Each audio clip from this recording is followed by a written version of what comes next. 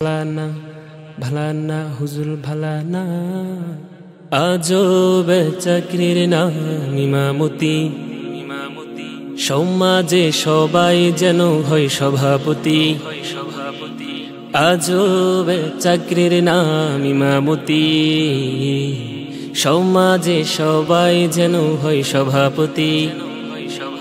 ইমাম নিয়ে করে টানাটানি যেন ভাগে ভাগে বাগবনে না কেউ হুজুর ভালানা কেউ হুজুর ছাড়া চলে না কেউ হুজুর ভালানা আবার হুজুর ছাড়া চলে না